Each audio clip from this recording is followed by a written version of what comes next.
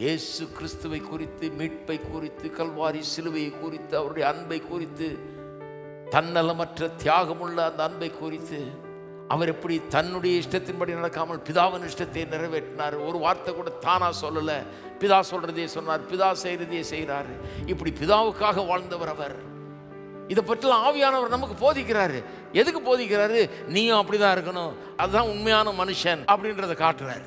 இயேசுவை முன்னிறுத்தி இயேசு எப்படிப்பட்டவர் என்பதை காண்பித்து, இப்படித்தான் மனிதன் இருக்க வேண்டும் அப்படிங்கிறத காட்டுகிறார்.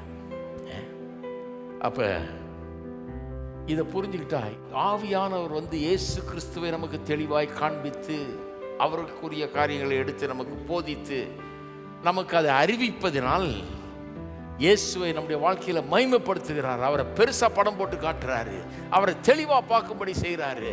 அந்த காட்சி நம்மை மாற்றுகிறது. அதை புரிந்து கொண்டால் நம்முடைய வாழ்க்கையே மாறுகிறது.